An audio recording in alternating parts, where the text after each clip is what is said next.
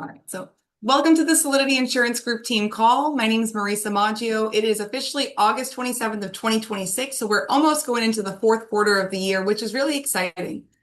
Each and every week, I really do take a step back and think, okay, who have we not heard from that we could hear from that can add value in a way that we can use the information today? Like not like in a year from now, we can use it right now. So on the call today with us, we have a two-time Hall of Fame producer, and I heard through the grapevine that he issued $40,000 last week or the week before, like issue paid volume in 1 week. Guys, it doesn't happen by accident. So we have Jay MacArthur on the call with us today. Jay, how are you doing? Living the dream. Happy to be here. Well, thank you so much for taking the time to be on with us and pour into other people. It really doesn't go unnoticed, so I appreciate you. And Jay, for those people who maybe haven't really had the chance to get to know you, tell us a little bit about yourself, maybe what you were doing prior to insurance and, why Family First Life. Yeah, and again, thanks for the opportunity. I tend to be, let me preface this. I tend to be a little off the rails, so if I'm off the rails, just bear with me. It'll make sense. I have a very ADD brain, but I'll come around. And if I offend anybody, I'm sorry. But I talk as I see it, and that's what we need here. We're all adults, so everybody needs to kind of understand this, the things that drives somebody. And I think I have a lot to share that I have not previously shared with what drives me and what got me to the point that I'm at. And I'd like to start with that. And that question is kind of perfect. So there's where I started before this is I've been in insurance for 20 years, right? I've been doing P&C and I was in Verizon Wireless way back. That was like my first sales job. I actually had a sales mentor who I still talk to this day, who's unbelievable. And if you could find someone like that who's older than you and that's been through like the ropes, regardless of what industry it is, like find that person. Um, and I got into property and casualty insurance because I had a lot of contacts and I had a lot of people that trusted me and trusted the job I would do. And I did great in PNC, but there was a lot of pushback. Everybody was 20 years older than me, right? And I got told over and over and over again that I couldn't do this, I couldn't do that, I couldn't write this guy because you're not Jewish, so you can't write the Jewish car dealership. They're not going to go with somebody who's not friggin' Jewish, right? You can't do that because that company's too big and you don't know your ass from your elbow and you're going to mess it up. Or you can't do. And what I'd like to, and please, Marissa, if I get too wordy, stop me. But if what I'd like to talk about is the reason that exists, and I think a big part of what drives me is the way I grew up. And no one ever really talks about that as a superpower. They always talk about it as a problem or, I don't know, deficiency in your life. But really, I think one of the biggest things that I want to wrap this whole thing in today and have you guys take away is you all have superpowers. And those superpowers are derived from the way that you grew up and the things that molded you into who you are, right? So I grew up really crappy. I am adopted, mom left, like just a whole bunch of crap happened that is in most places, ways, shapes, and forms supposed to stop you from being good at something. Like, I mean, I pretty much expected myself to be in the gutter by 25. I had two paths to take. Luckily, I had good friends who had good parents who kind of kept me on a path because I didn't have my own, right?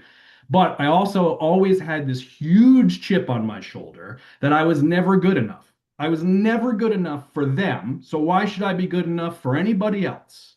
Right? Like, why should the things that I do matter? Why should I deserve, and this is do I deserve happiness if it wasn't taught to me when I was a kid, right? And like all that created a person that would constantly tell themselves that.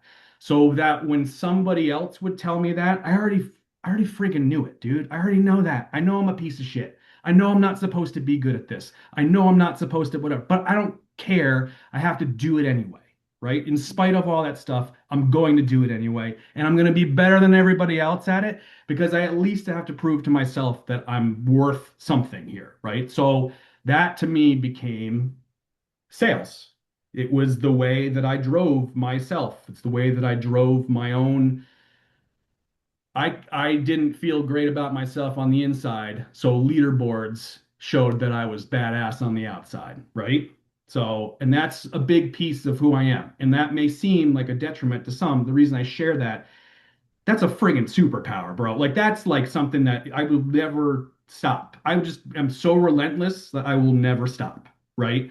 And a big part of coming here was I didn't want to when I left life insurance where I was because I was making a shit ton of money for a shit ton of other people and $0 for myself. And I had a wife and I had kids and I'd look back and I would get dude, I had a room.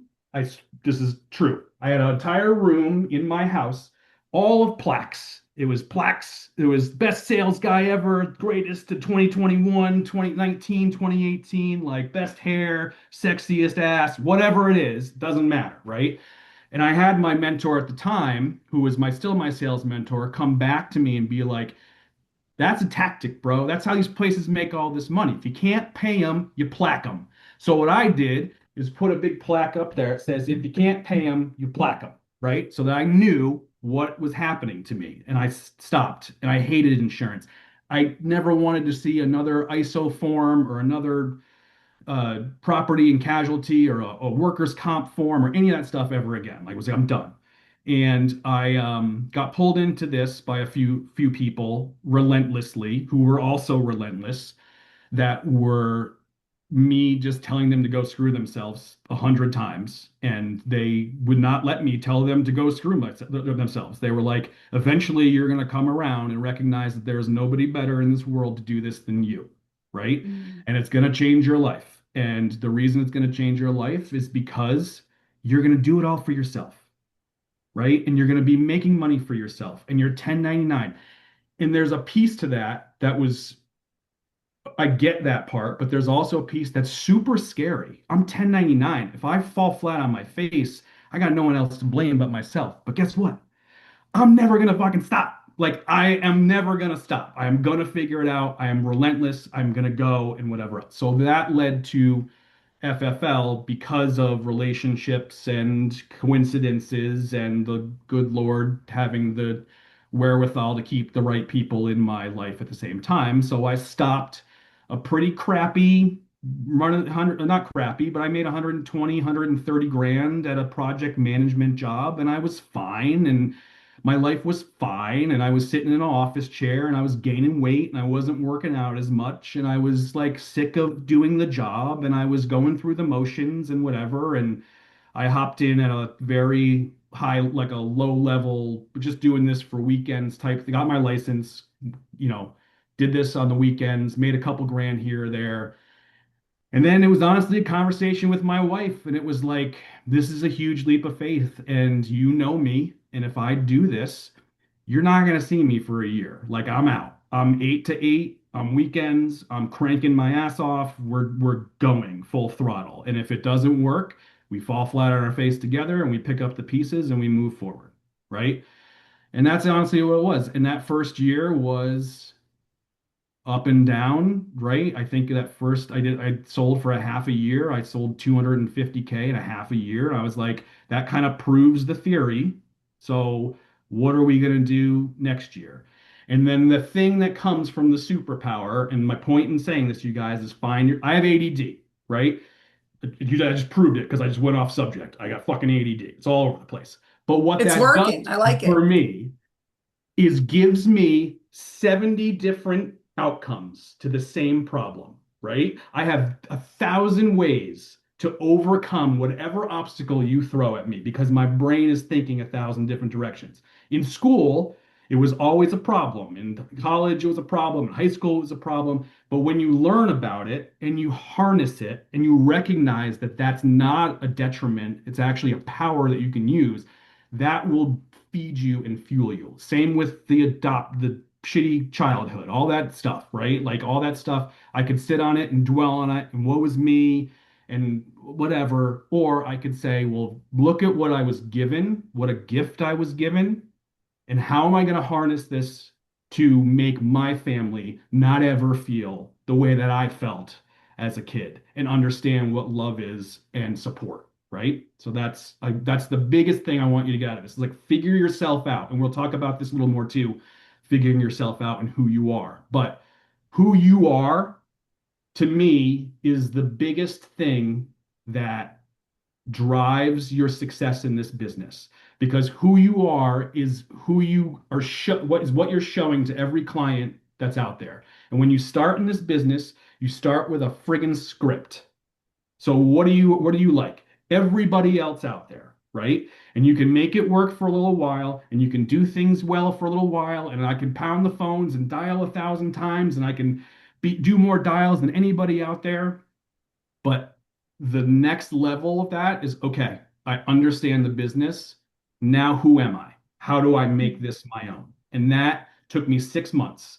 And then from there, that next full year, I did 650 grand. This year, I've already done 610 grand.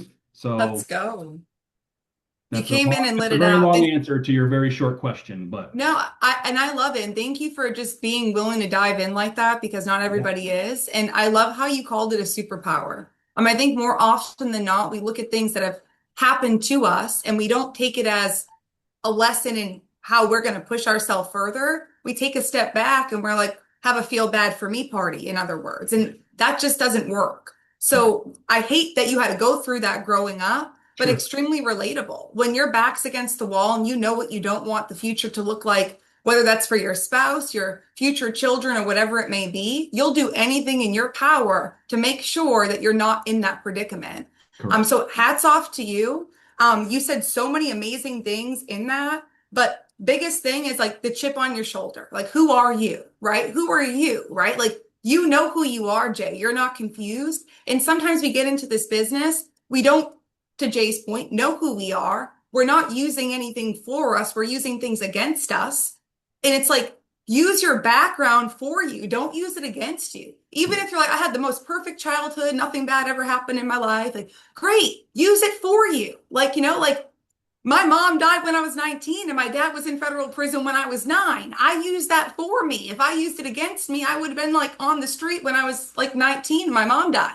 Yeah. And all jokes aside, guys, it's like we make that choice. So thank you for pointing that out because it shows up every single day. Yeah, and to your not to I don't want to pump your tires here too much either, but I don't know you super well. I know you in circles and we've met and probably shook hands at Ignite or whatever, but you can tell that Marisa had some shit happen in her life because she's unbelievably driven and unbelievably like focused and like has the plan and knows the next steps and knows what to do.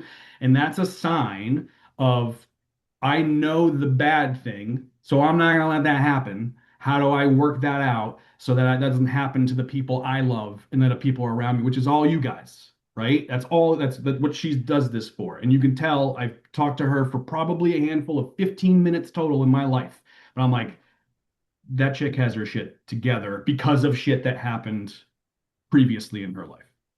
Absolutely. And when you go through it, it shows up. And guys, it's like, I know we're not the only ones on this call. So I'm hoping it's relatable and it seems like it is. And, Jay, we all come into this industry and we all have habits, right? Whether you're 18, whether you're 48 or 68, we all have habits. Yeah. What were some of the things that you learned early could be maybe bad habits that you were doing? Like in hindsight, what were some of your best habits? Talk to us a little bit about that, like what that looks like day to day for you. Yeah, so I think as much as that is a superpower, it's also could be a detriment, right? And you have to prepare yourself for to be a detriment and work actively against it, because I think one of the biggest mistakes that people make, and a lot of people, again, I'm not going to give you the same answers here that last week and the week before. I'm not like this is like we're to talk for real shit, right? Like this is like in your brain stuff. Like figure out your mentality because that's going to be the biggest piece to doing well in this business. The biggest thing that I struggled with was being emotional, like letting my emotions dictate my level of activity, my consistency, building high level habits, doing the like I would get when you start, you're so amped up and you get somebody on the phone and you go through the process for the first time and your heart's beating and you screw it up and then you get off and you're like, you're either going to go one of two ways. I'm never doing that again. Or I'm going to break that down and piecemeal that out and figure out what I did there to make myself better going forward. Right. And the first few months of this were very like, I was scared on the phone. Like I was like, I mean, just stuttering bad. I couldn't formulate. I didn't even know the products. I didn't know what I was doing. But a lot of that went toward my something in my brain as well. Like I need to fail and fall flat on my face to realize the thing that I'm not supposed to do to then be able to not do it, right? So that actually, again, as much as that I say that it's a bad habit, but working off of your emotion, like you have to get your emotions in check and you just have to put on paper, I'm gonna do blank, whatever it is. You got leads, your old leads. I'm going to do 1,000 lead dials today. And nothing breaks that. If you feel like shit, doesn't matter, right? If you get hungry in the middle of the day, you grit your food, you come back to your debt, like those, the consistency there, and this is what everybody says, the consistency, but it is true. You have to be consistent with what you do day in and day out and not let your emotions and your feelings get a vote on whether or not they take part in the way that you run your business day to day because the business is the business. All this is dialing a phone, talking to somebody, breaking down a product, and then putting it in place. That's literally all it is. And if you deviate from that because your own head gets in the way, you come up with stuff on your own, you come up with different scenarios, and you're like, yeah, you know what? I did $1,000 yesterday. Today I'm going to take a day off. I'm a little tired. You're dead in the water. So that's the biggest thing. And then the second thing, everybody says this as well, but I think I surrounded myself with some of the wrong people, like not knowing that they were maybe the wrong people for me and my own kind of constitution. Being vigilant about recognizing that, being honest with yourself and finding the right people is a huge plus for you too. So And Jay, if you don't mind kind of hitting on that a little bit more, when you say like the wrong people, you mean in the business, is that right? correct. Will Like you you hit your, elaborate? yeah, you know, when you start doing well in this business, people want to kind of hitch their wagon to you and kind of ride alongside you, right? And you have to recognize that that's kind of what's being done and be like, well, just like in life, man, like if you have shitty family, don't fucking talk to that family. They're just ruining your life, right? If you have like crappy people around you that are sucking your energy, or if you're trying to have that positive attitude and have that consistency every day, and you have people around you who are like, Jay, let's go play golf. Let's go fishing, let's go do whatever, like that's the wrong people to be around. So I think like again, not being ruled by emotion plays into that too, because you're going to find out the people along the way that really truly want and give a shit about you and your business and how to make it grow and go forward that aren't getting something out of you. And like that's a bad feeling, right? When you kind of recognize, holy crap, like this person is only here for this reason, right? And it's not like there's not like specifics to that, but like it's all of it. Like, who do I want to be around? Who am I going to grow with? Who am I going to create stuff with? Who wants the same things I want? And being honest with yourself about that is going to do so much for you going forward too. So, That's awesome. And you hit that right home. I mean, I love how you talked about like, okay, hey, I'm a go-getter. Like I will run through a wall when I need to, and I'll run through it twice if I have to. But at the same time, saying like, okay, early on, biggest struggle like was like handling emotions or kind of, wrapping around, not letting emotions get the best of you, right? yeah, And I know that that happens to every single person who's actually worked here, like for one day. Like we right. all been through it before mentally. And when you can start to, like Jay's saying, treat it like, hey, if I say my drop dead activity goal is to do 1,000 dials, that's my job that day. Is to get on the Yeah, phone. It doesn't matter what I feel like. And one thing I really want to highlight that you said emotions and feelings can't take a vote as to how you run your business. correct. And guys, like that's just a fact. When they do, we know because they show up and the results don't show up. The results start to vary. And also the people that were around. Like that's huge. I know that early on in my career, I was surrounded by just people who they weren't ready to grow. So a lot of my friends, a lot of my family, and even just talking to people who were, maybe writing 5, 10K a month, doubting this opportunity, it didn't help me succeed in it. So I Right. had to take a step back too. So I can heavily relate to that. And again, thanks for just being really candid during this call. So Yeah, you and I talked a little, go ahead, Jay. one more piece there too. Yeah. Like, so I want to make clear on that too. Like that was my own doing, right? Like these are like people that you bring in. Like I had a great like the group around us, my uplines, like, that was great. It was like I brought in people who I thought were gonna do X, Y, and Z, and just rolled me a bunch of debt, really, right? And it's the buddy thing that I'm a friend of. I did some stuff for a friend and his son and brought him, and like you gotta not do favors and work out of friendships and emotion. It's just the business has to be the business, right? Like it's all about that business and moving the business forward, right? So I just want to clarify, like I did that to myself, not knowing. And again, that's something I have to do. I have to not know and then figure it out because that's just the way I work.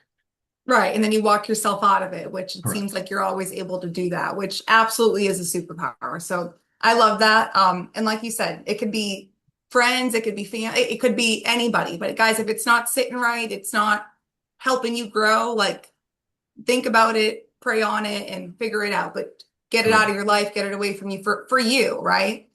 Now we talked a little bit about this kind of briefly, but do you have any like daily habits, disciplines, routines that you follow like each day or each week? And if so, what does that kind of look like for you? Yeah, it's everything. Without the routine, my life just doesn't work. It's too crazy. My wife is Italian. She's a bulldog. She just needs as much time as I can give her. I have two kids who I want to see. I want to do this job at a high level. If that stuff is not vetted out, it just doesn't work, honestly. So I sell essentially from 8:30 to 9 a.m. to, about 6 p.m. Monday through Friday. And I have to mark down lunch because if I don't mark it down, I won't take it. And I just will keep going. And during that time, I don't give a shit if someone got hit by a bus. I'm doing nothing but selling, right? Like that's what I'm doing. I'm dialing. I have to make hay in those hours because then I have intangibles, and those intangibles are my children and my wife. And that time is more protected than the selling time.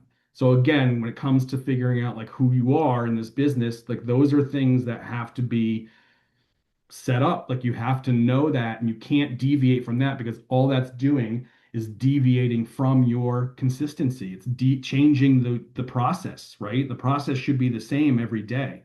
And I don't work weekends, but I used to.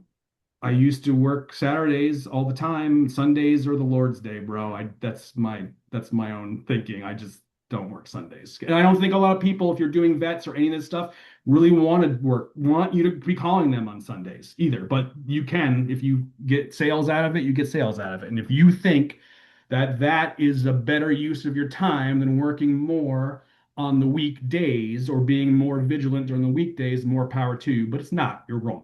Okay. So that schedule has to be, it just is airtight, right? I work that amount of hours every week. I don't deviate. If I'm on vacation, we're on vacation. The phone is off, right? I am set everything up to get to that point. I do a lot more of like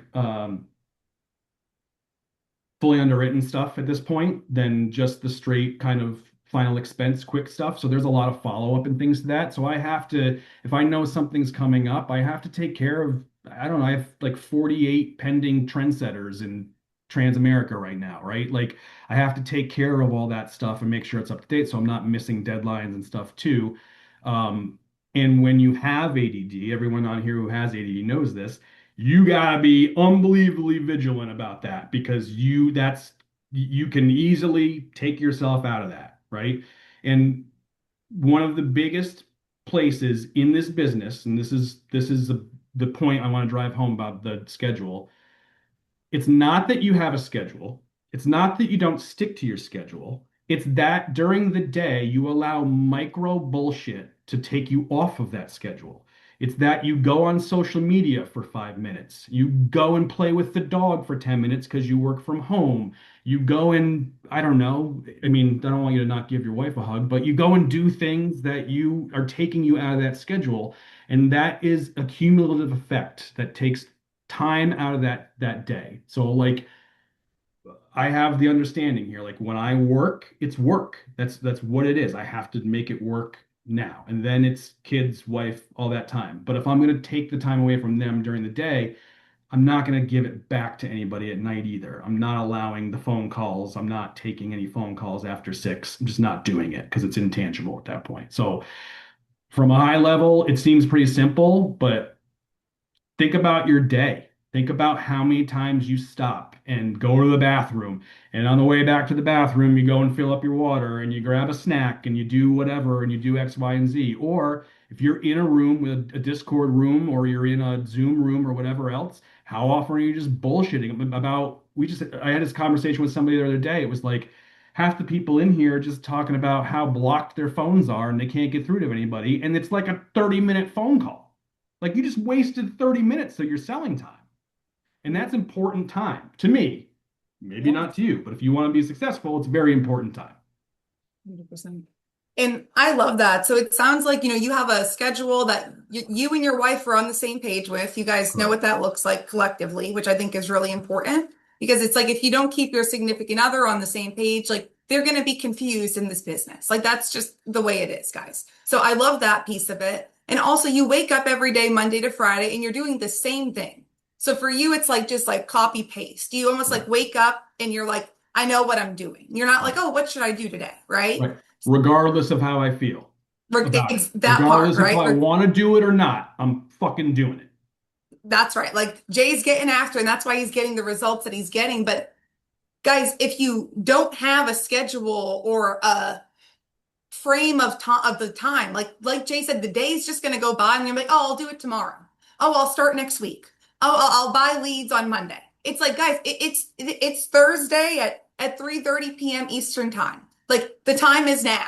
Right. So I love how you're saying every day you wake up, you're doing the same exact thing, regardless of how you feel, what happened the night before, what's happening that day. You're at work, right? It's like if you were in a W-2 position, just like if I were, I probably wouldn't be able to answer my phone and go on Facebook and go on TikTok and scroll and get up and do the laundry and, have a conversation with my friend. And it's like, you can't do that. And the second you start doing it, is the second you start being like, oh, why are my results lagging? Like, why? Well, you wasted an hour and a half, 3 days this week. So, I mean, it all adds up, guys. You might be like, oh, it only took me 5 minutes to do my laundry. Yeah, 5 minutes where you could have got in touch with somebody. That's your dial time. If you were in a W-2 position, you wouldn't do that. So Right. treat your business like exactly what it is, like a business, and you're going to get paid like a business. And I also love how you mentioned, Jay, you're not willing to negotiate your personal family time because you've intentionally set that aside for your family. There were conversations had where you and your wife were on the same page about that. And maybe she hated when you worked Saturdays, but you worked your way to a place that you were able to take Saturday back. And Right. guys, that's the ultimate goal. Like, we don't want you to be like, oh, I have to work 87 hours a week to be able to get a result. No, we want you to be able to plug in and be able to take a step back on Saturday like Jay did. Jay's like, I don't need to work Saturday. Like Right. the Lord's Day, Sunday. Like I hear you. But it's like, guys, early on, just like Jay, he was working Saturday. He had a schedule on Saturday. His wife knew what Saturday looked like. So if you're brand new, you're getting started, like I always say, like you got to work Saturdays early on. So I love how you brought that in too. And then also just how you can't deviate from consistency. Like if you're consistently doing something, whether that's the right or the wrong thing, you're going to get that result eventually. Eventually you're going to get it. So it's like figure out what you need to do or change. And Jay, my brain's very much like you. I usually have to mess it up to Yeah. fix it. And then Yeah. it's like, this is how we do it. Right. So like guys, for those of you out there that feel like, okay, like I've messed this up or it's okay to mess up. I think that's a big part of this call right now. Like Yeah. you got to mess up sometimes to be able to figure it out. So Yeah. sometimes you got to get really dirty to be able Yeah. to figure out, hey, this is how we clean it up. 100%. It's awesome to mess up because you Love guess that. what? You get a chance to stand back up and with the knowledge to not mess it up again, right? Like Yep. messing up is part of life. Life is messy. It's gross. Like that's part of it. So, but and here's like one of the things that I want if I love how everyone has like the live, laugh, love in the living room, right? If you wanted to put something up there, like every time you deviate from your schedule that you put in place, every time you deviate from your own consistency, you're telling yourself in your brain that commitments are optional, and that will Mm. resonate through your entire life with your wife, with your kids, with anything else. Like when you do that stuff and you allow yourself off the hook and you don't have the own your own wherewithal or you don't hold yourself accountable for the things that you're putting in place, you're telling yourself subconsciously it's okay to not give a shit about my commitments. And then you become an uncommitted person. It's like it's all the small things, right? That we Yeah. don't realize, oh, Yeah. that matters. That I said I was going to get up and I was going to, spend time with God and then work out and then get on the phone by 8 o'clock. And then I'm like, oh, well, I don't really feel like doing that. I kind of maybe want to stay at the gym an extra hour. No, that's not how it works. I love how you said that. Commitment, it makes commitments optional. Yeah, Who wants commitments to be optional? you're Like, telling yourself that what you are committing to is optional. So it's right. not. It's just Yep, I not love good. that. So it needs to be not optional. It doesn't depend on your feelings. It depends on your friends. It doesn't depend on your environment, what time you woke up. It depends on what you told yourself your schedule was and follow it. 100%. You can't change the job. You can't change the only thing you can I can't control. So okay, last year whatever I'm at for AP, it doesn't matter. 40 grand in a month a week, great. That's all fantastic. I can't control any of that. I can't control that number. I can't control how much of that comes in. I can't control how sick the people are I talk to that are going to get approved or not approved for something. Only thing I can control is my consistency and how hard I work every single day. That's the only thing I can control. And then my knowledge base, which we'll talk about too. But though you have to only deal in the things that you can control. And that's very hard for people to do because everybody that's here, including myself, thinks that they're badass. They're awesome. They can do this job better than anybody else. There's probably 20 kids in here right now who are saying, who the fuck is Jay? I'm going to outsell him next year. Do it. Like, please do it. But you're going to have to do the shit that I do, right? And you're not willing to do that stuff. If you're being honest with yourself, you're not willing to do it. You're not willing to sacrifice and put all that in place to a minutia degree.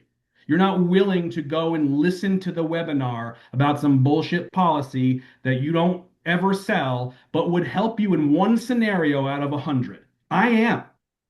And that's the difference, right? Like that, those things, when you get to this level and you start selling well, the difference is minutia.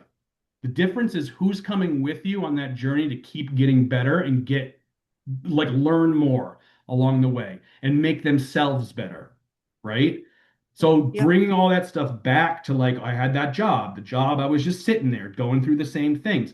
That also, you got when I came here, I got back to the gym. I got back to like all those things are interconnected. All those things are super important. Your mental ability to do this job is the biggest thing here. And like the accountability on yourself is the largest chunk of that pie. And if you don't have it, you can tell me that what I'm saying is bullshit, and you can just think it to yourself, and you can get off this call and be like, I didn't get anything out of that. But I'm telling you, that's the thing. That's it. Like, if you're accountable to yourself and your family and your business, and like you run this like a business, you don't run it like you're selling life insurance. I'm just a life insurance sale. No, you're running a business, right? Do you want that business to thrive? Or like everything else in your life, do you want it to just be half-assed? That's literally what you have to tell yourself.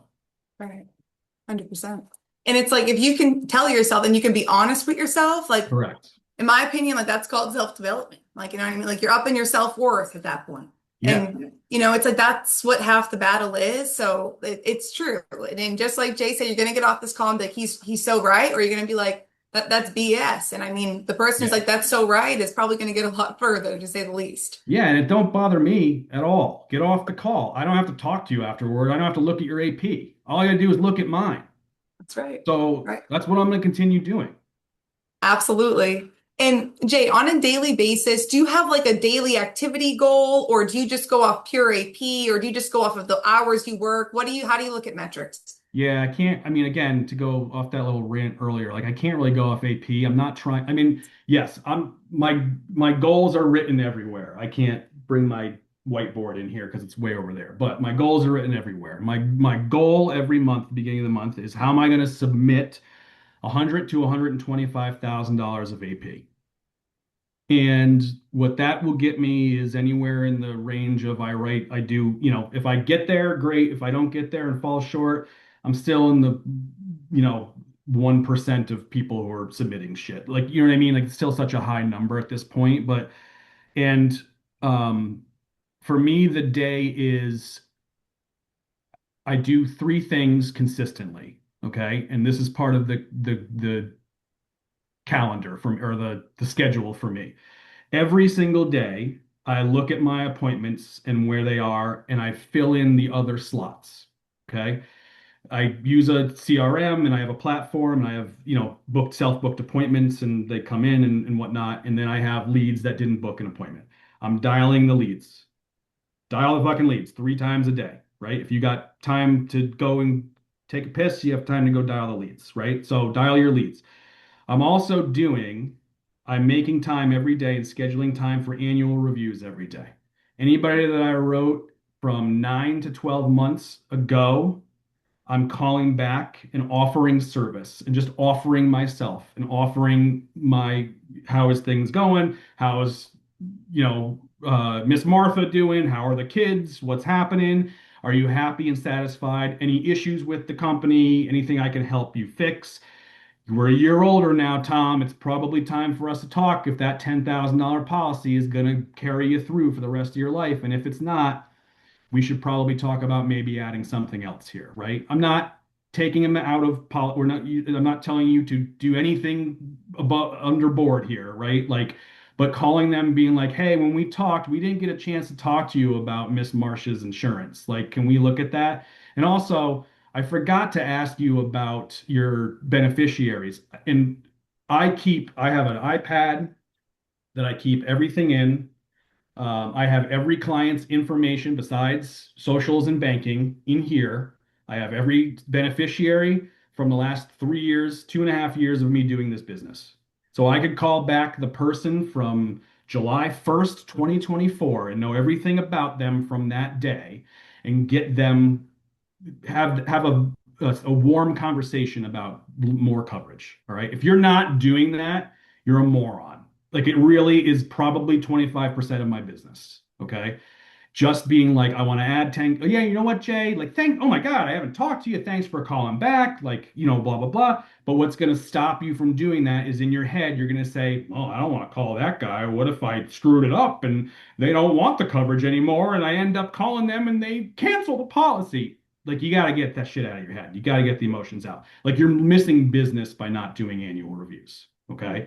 So, and there's a bunch of people in there. Obviously, this is the service I give, Tom. So anybody that you can trust me with, or is there anybody that can you give me 3 names of people I can give a call to just to see how they're doing? Anything I can kind of offer to them? Yeah, sure, Jay, whatever, right?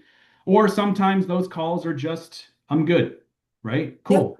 Then I'm good, right? Or sometimes those calls are, a pain in the ass. I never got a policy. I didn't get this. I didn't what that. I don't know. My beneficiary's wrong. I don't even live at this friggin' address. What? Okay, that's the cost of doing business. Like now you gotta like either figure that part out or not. But annual reviews. So that's another part. And lapse policies. Any lapse policy, I don't call lapse policies immediately. I call lapse policies on a 3, 6, and 9 month basis. So I wait 3 months until they've been lapsed or charged back or whatever, and then I go and call them and just say, hey, just wanted to check in here.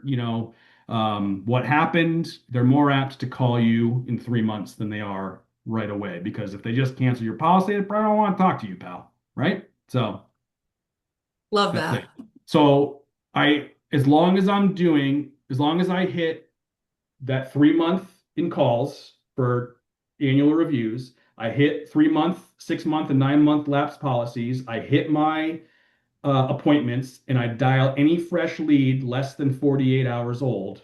I've done my work for the day. It's usually about 150 dials, which may seem low, but booked appointments count for a lot of those, really. So, I love that because if you can just focus on three things every day, it's like it allows your brain to not be overcrowded and it allows you to just have that tunnel vision of forward, right? So right, I get on, I look at my appointments, I'm filling in the slots that aren't filled in, I'm dialing, and then annual reviews. I couldn't agree more. So many people leave so much money on the table. Like, guys, we've all added coverage to somebody who's had life insurance before. Like, that could be your client adding coverage, Jay's adding it instead of you because you're not doing your annual review. Because to Jay's point, a lot of us are nervous that our clients are going to be like, oh my God, this happened. And guess what? People do that. yeah, Maybe like, I don't know, 15% of people have a couple questions. sure, That's okay, guys. We can answer them. It's all figure outable. But the other 85%, I'm not saying they're all going to buy more insurance, but you have a lot heavier of a chance to help them stay on the books for truly their life. Help them with their insurance. Maybe they had a kid, maybe they need more coverage. To Jay's point, they only have 10K in whole life, whatever it might be. Maybe the spouse needs coverage, maybe the kids need coverage. Maybe they have referrals. But if you don't call, you'll never know. And if you don't ask, it's never going to be yes. So, I mean, call. yeah, Like you got nothing to lose at that point. If you guys are worried about chargebacks, it's like we're 9 months into the game. I'm not right, saying I want them to cancel, but they're not going to. So working that book of business and the lapse policies, I like how you mentioned you follow up on a 3, 6, and 9 month basis because if somebody had the insurance, it's lapsed, whatever, it fell off, they can't afford it, they're not buying it the next day. But right, guess what? They know they need it because they right, already bought it. So just a matter of when. So I love that. That's a great tip. yeah, And then dialing any fresh leads, like get them out of the way. Anything that came in the last 48 hours is getting called. We're going to yeah. help them. If they didn't book, I got to get them to book, right? That's Even if right. I mean, those are the fresh. I'm paying for those. Exactly. So You I need a want, yes or a no. yeah, I need to let know. Am I going to talk to you about life insurance or are we not? Right. So dial those. 100%. I don't understand the people that don't dial their fresh leads. If they haven't booked an appointment, I mean, that's just, you got to dial. I mean, it's not necessarily that they're going to like pick up all the time, but um, that's just my cadence. That's kind of like worked to like feed the machine. Right. So, Yeah, and I love it because even on, maybe weeks that feel slower, right, for lack of a better term, you have your book of business to work. So right. guys, maybe you're like, I haven't been here for 9 months. You will be here for 9 months. And when you are, you're going to have that to work. If you've Yeah. been here for 9 months and you ever find yourself looking like, I wish I had more leads, look at your book of business. You're looking at leads who know you, like you, and trust you and have already done business with you. Yeah. So that was like a huge And highlight. if you think those people are going to like cancel, you're actually giving them a reason not to cancel by calling them because you're Yep. showing them that you're not just Joe Schmo who sold you a policy and disappeared into the night like 99% of the other people in this business. Like one of the biggest things that I talk to people about all the time is like if they have coverage in place, who wrote it? Like think about the people you talk to. Who wrote it? I don't know. Well, what the like? Why can you not be the person that they remember? Because then, when some other 24-year-old idiot with an insurance license calls them and says, "Oh, who's your policy through?" It's through Jay MacArthur, and then they call you. I have people all day long. My clients call me and be like, "Hey, somebody called me from blank," and I've worked really hard to get that trust to be like, if someone calls you, call me. I will deal with them directly because you know what? If they have a better option for you, I want what's best for you and we're going to go with it. I will tell you to go, but I'm doing the best job for you. And to prove that to you, I want like to have those conversations. People will call me and be like, Jay, can you call so and so? He called me and he said he can get this 50 grand for less than you. I'm like, I would love to. Love to call that guy. And I call that guy, and what happens? Click, gone, Yeah. right? And then it's Every never a time. problem again. Like that's fucking chess, boys. Like that's like let's Yes. like get into the shit like that these people are dealing with day to day. Like if part of what I wanted to say, and I'm just gonna go off on a tangent here, I'm sorry, but part of Go what I for it. wanted to say here about figuring out who you are is everybody else around you that you're talking to has a story. Everyone else has the same shit that you have going on in a different way, right? You're talking to somebody who's 67 years old and doesn't have any life insurance, and he's got a daughter that he barely talks to, but he just want to make sure that that daughter doesn't have to pay for life insurance if he passes away, right? That guy's got a shitty story. His family abandoned him. Like, they had a lot happen to him. I'm gonna empathize with that guy. You know what? My family was fucked up growing up too, pal. Like, this was a whole mess. Like, we need to talk about this, and I need you to feel like I'm on your side, and I'm gonna help you because this is a true need. And if it's not a true need, we're not gonna do it. But like, you, you have opportunities all the time for those, like, to resonate with human beings around you and like make their day better. That's making their day better by contacting them and giving them more service. At the end of the day, you are in service, right? Mhm. So you can either be, and this is what I want to say, when it comes down to who you are in this industry, when you come in, I tend to find that it's young people that do this, but younger people are there because they saw an Instagram post with a dude with a Ferrari who is flashing $100 bills and wearing Ferragamo shoes, and he's got no socks on, and he looks like a moron, and his hair is sticking up like this, like lettuce, like bullshit, and he wants to come in and he wants to rule the world, right? It ain't gonna fucking happen. You got Ignite is in 2 weeks, right? Marissa, I was at Ignite last year. I guarantee you 80% of those 20-year-olds that were there last year ain't fucking there this year. It's all new ones because Yep. they didn't make it, because they didn't have that mentality. They didn't find out who they were. They didn't find out who they wanted to be in this business. They just wanted to sell, sell, sell, sell. And you cannot just survive in this. It's not just selling.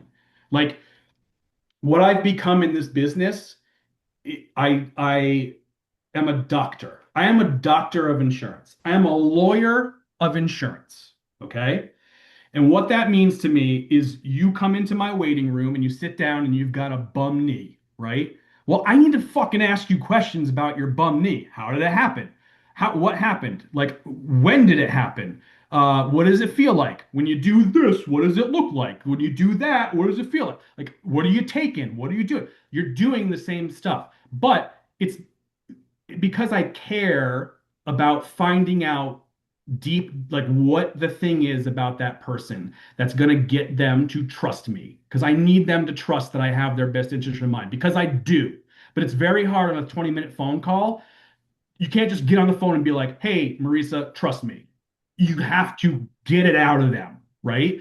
So, knowledge, empathy, care. I've had a ton of death, a ton of grief in my life. I've watched parents pass away. I've been through the process of what happens after somebody dies.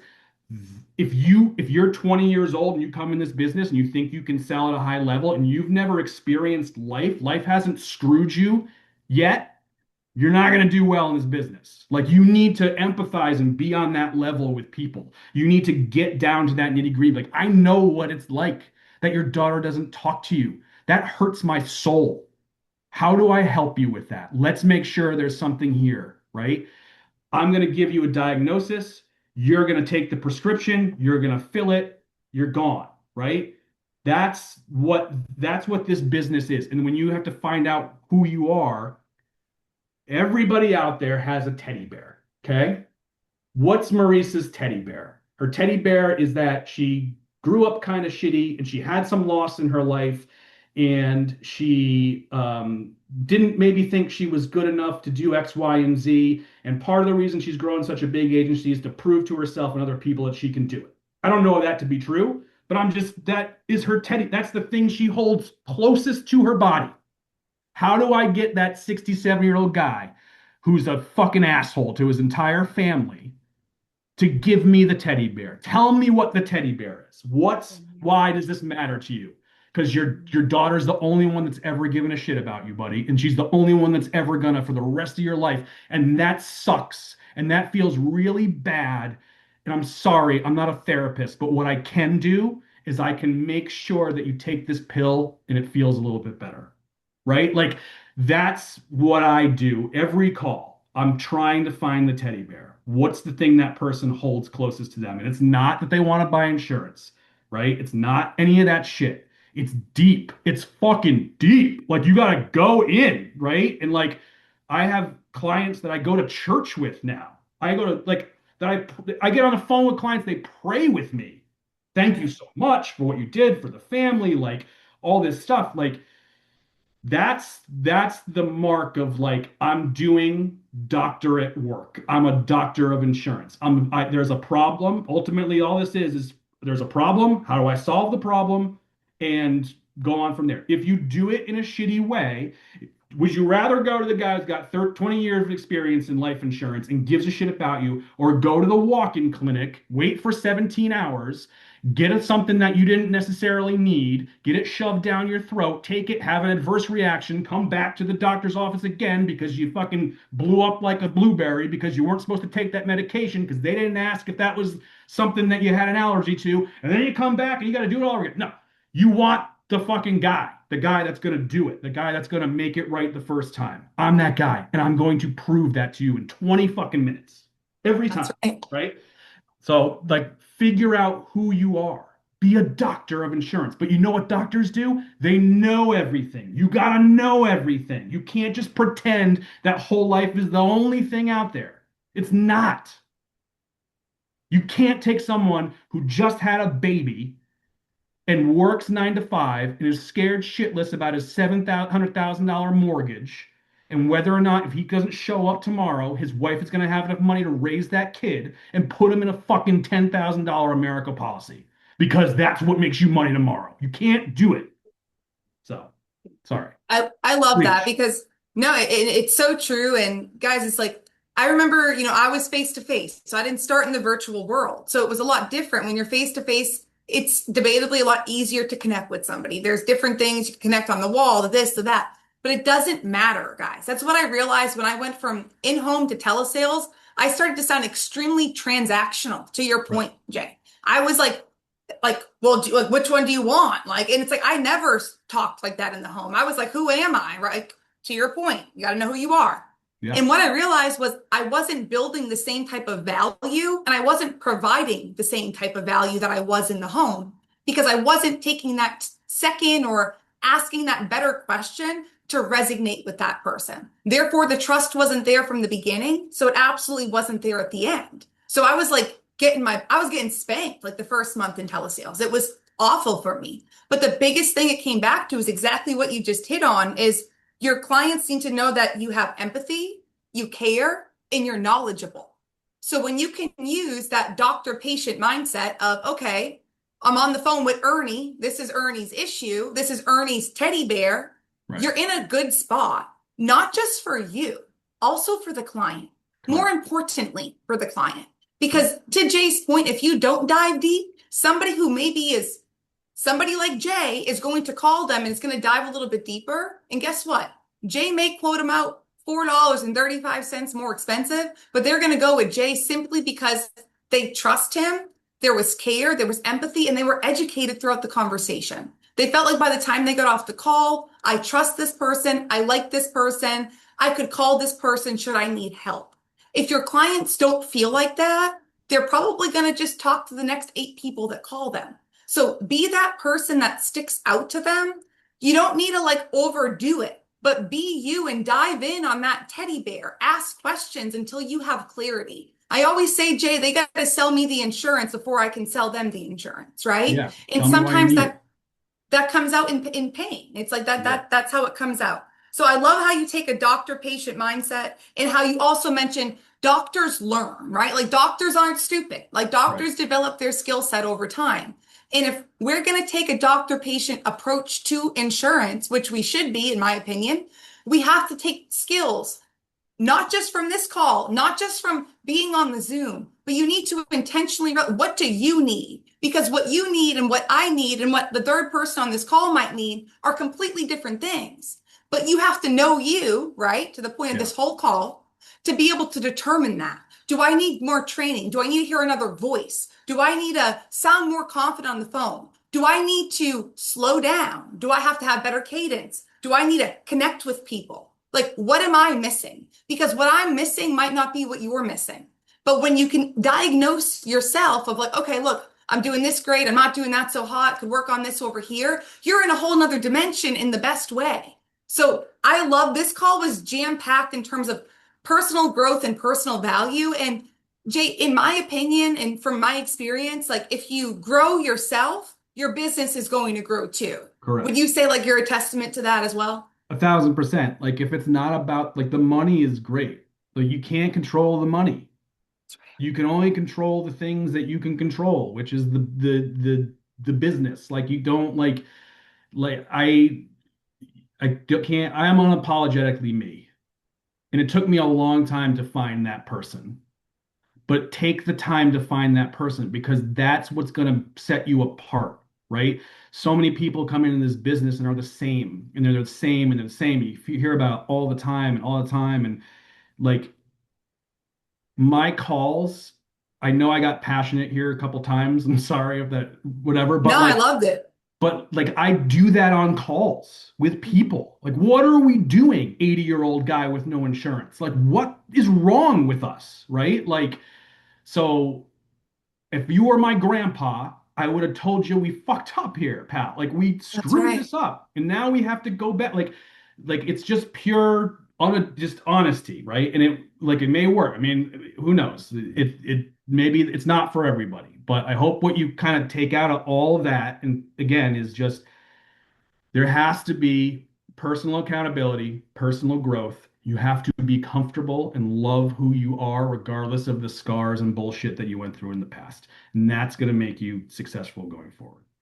I love that. And there's so much truth to that. Jay, I appreciate you immensely. And just to wrap this call up, tell me a little bit about your goals to wrap up 2026, whether it's business, personal, or both. Um, what I would love at the end of 2026, honestly, is that 100K months do not feel exceptional. They feel like the Mhm. norm. And It's that's just the going into expectation. 2027. Like that's the expectation here, right? Let's go. I love So that. And you're already at 650 on the year to date. yeah, What do you think you'll hit this year in production? if I can do 100K for the next 4 months, it's $1 million.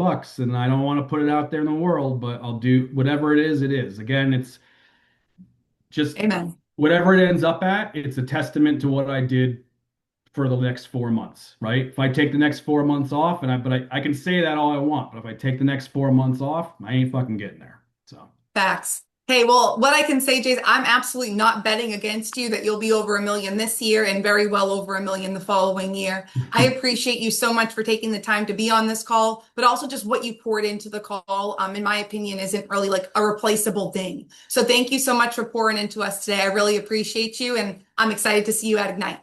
yeah. Bye guys. Thank you. Thank you.